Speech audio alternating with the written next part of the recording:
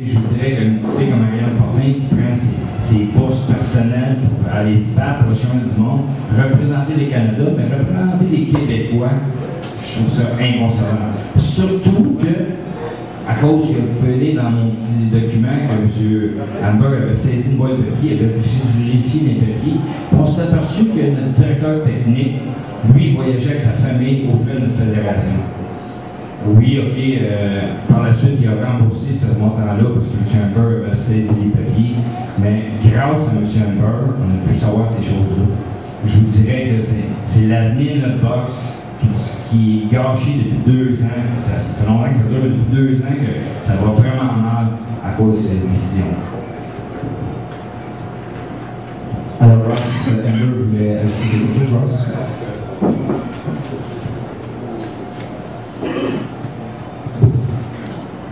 Bien, avant que je commence, qu'est-ce que j'aimerais dire premièrement, c'est de remercier le monde qui se sont déplacés aujourd'hui. Et je pense que qu'est-ce qu'on voit ici, c'est les plus grands de la boxe et ceux qui sont vraiment des passionnés de notre sport.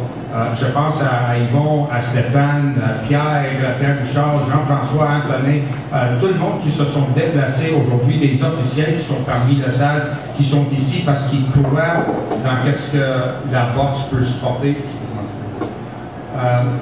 Ils croient dans la boxe, mais j'aimerais aussi remercier le courage d'Alain pour faire qu'est-ce qu'il est en train de faire. C'est sûrement pas facile et il n'est sûrement pas à l'aise devant le micro d'essayer de vous expliquer tout ça parce que ça lui fait tellement de la peine d'avoir pris quelque chose comme le Coupe du Québec et être obligé de la canceller. Et ça fait mal à la boxe en général. Et nous, on n'est pas du monde qui veut faire mal à la boxe. Au contraire, les gens qui sont ici, on fait notre vie dans la boxe et ça fait pas juste 2 ans ou 3 ans qu'on fait ça, ça fait des trentaines d'années qu'on fait ça. J'ai connu Alain quand il boxait amateur, j'ai connu Stéphane Larouche quand il faisait 80 livres. Donc, c'est du monde qui sont des passionnés de la boxe. Une chose que j'aimerais peut-être corriger, qu'Alain il a dit que j'ai démissionné en tant que président.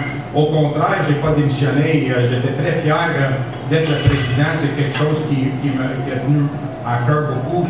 J'aimais bien représenter le Québec à les rencontres avec Boxe Canada. Je trouve qu'on a accompli des très bonnes choses durant les 10 ans que j'étais là. Mais ma terme finissait.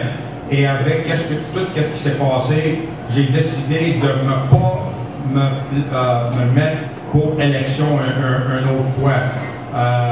J'ai même demandé à ma conseil d'administration de faire la même chose que moi, de répondre à la critère du ministère de l'Éducation, Loisirs et Sports, de se démissionner et pour qu'on fait un meeting pour élire le nouveau conseil d'administration et repartir à neuf. Ça, c'est quelque chose que j'avais suggéré. Comme vous saviez, ça a été rejeté. J'ai aussi demandé lors d'une réunion de conseil d'administration, quand c'était le temps de choisir une date pour l'Assemblée annuelle, j'avais proposé dans le contexte où on est, les problèmes qui vit notre fédération dans le moment, je suggère que si vous voulez faire vraiment pour la bien-être de la boxe, vraiment pour entendre qu'est-ce que le monde a à dire, pourquoi on ne peut pas faire 2, sinon 3 réunions, de récupérer toutes les votes possibles, d'attendre les voix de tout le monde qui ont quelque chose à dire par rapport à notre fédération. C'est ça qui est le plus important, le vœu de les membres. Et naturellement, j'avais proposé que, on fait une réunion à Trois-Rivières, une à Québec, une à Montréal, et naturellement, ça, c'était refusé aussi. Donc, il y a beaucoup de problèmes qui existent. On est prêt pour répondre à vos questions si vous en avez, mais je voulais surtout remercier les gens qui sont déplacés aujourd'hui et des gens non seulement de la boxe, mais que je considère les plus grands de la boxe, de l'histoire de la boxe au Québec. Et je vous remercie personnellement pour avoir été déplacés, les gens de médias qui se sont déplacés parce que eux aussi, surtout ceux qui ont les sites web de la boxe, c'est leur passion, la boxe, et ils croient à ça, ils sont déplacés pour venir ici, et surtout à le courage à Alain et son équipe qui ont, après des mois et des mois je dirais même quasiment une année au complet, organiser ce tournoi-là. d'être dans la position de ne pas se sentir supporté par l'infrastructure qui devrait lui supporter le plus, et ça, c'est la fédération. Je trouve ça très triste, mais je le comprends très, très bien.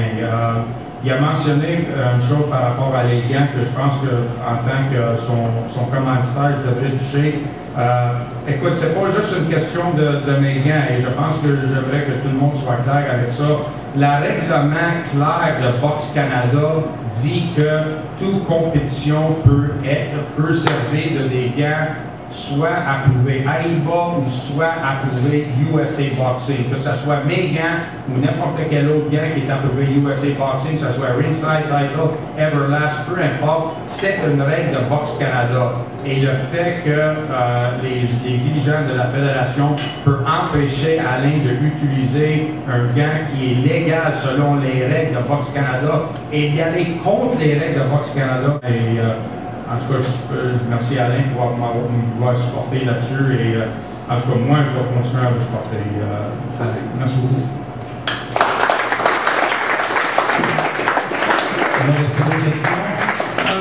Sur les gants, Boxe Québec a choisi les top 10.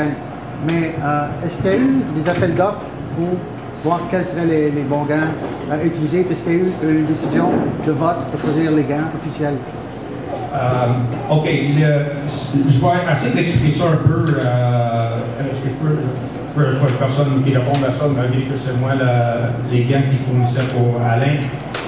Présentement, le commanditaire officiel de Boxe Québec est la compagnie Top 10, que nous, on objecte à ça parce qu'il n'y avait pas eu, comme tu le dis, un appel d'offres pour ça, et même dans la résolution d'une rencontre du CA, c'était résolu parmi tous les membres, moi inclus, qu'il y aurait eu un appel d'offres. Ça s'est jamais fait, et un contrat a été signé avec la compagnie Top 10 sans une résolution du CA. Par contre, pour les gants, autres que utilisés pour des championnats provinciaux, toute autre compétition, comme qui explique dans le livre de règlement de Boxe Canada, peut utiliser n'importe quel gant en même temps qu'il soit approuvé soit AIBA ou USA Boxing. Donc, Alain, n'importe quel club de boxe ont le droit à 100 000 à l'heure d'utiliser n'importe quelle marque de gants qui ont cette approbation-là. Est-ce que ça répond à la question? Si vous permettez, là, juste pour compléter sur cette réponse-là, parce que ça fait partie des procédures judiciaires qui sont en place en ce moment. Et je veux clarifier quelque chose tout de suite. D'abord, merci Ross, merci Alain de votre courage. Moi, je suis ému de voir des gens qui se battent pour le sport qu'ils aiment, alors que ça leur rapporte à eux, personnellement, absolument rien à faire. En fait, ils payent parce qu'ils se battent. Alors moi, messieurs, vous m'impressionnez beaucoup. Et je vous remercie au nom de tous les boxeurs amateurs du Québec. Pas que j'en fais partie, parce que Ross m'a pas nommé dans les grands de la boxe. Peut-être que dans la liste des gros de la boxe, si on le nomme. Mais pour répondre plus spécifiquement à votre question, il y a beaucoup de monde, il y a beaucoup de gens qui accusent Ross Amber d'agir pour ses intérêts personnels et qui disent, bien sûr, toi, tu es le propriétaire de Rival Boxing, alors tu veux faire un contrat de top 10. Pour remettre les pendules à l'heure, ce n'est pas du tout ça. Ce que Ross Amber fait valoir dans ses procédures judiciaires, c'est qu'il y a eu une résolution du conseil d'administration qui prévoyait qu'il allait avoir un appel d'offres et que la compagnie qui faisait la meilleure offre serait choisie. Point à la ligne. Que ce soit Top 10, que ce soit Rival, que ce soit n'importe quelle autre compagnie. Il faut que ça soit clair. C'est pas une attaque de M. Amber envers Top 10. Et pour des raisons que personne ne nous expliquait encore, cet appel d'offres-là n'a jamais eu lieu. Et il y a un contrat qui a été signé avec Top 10. Alors, la Fédération québécoise de boxe olympique, en tant qu'organisme sans but lucratif, qui a comme mission de promouvoir les meilleurs intérêts de la boxe, se doit d'avoir, comme vous le disiez tout à l'heure, Alain, des finances qui sont saines et bien gérées. Et d'accorder des contrats comme ça, sans appel d'offres, ou sans les voir s'il y a d'autres alternatives qui sont aussi ou plus avantageuses, pour moi, c'est inacceptable. Et c'est ce droit-là que M. Amber essaie de faire valoir. Il n'essaie pas d'imposer Rival à qui que ce soit. Tout ce qu'il veut, c'est s'assurer que la fédération fonctionne comme tout organisme sans but lucratif devrait fonctionner.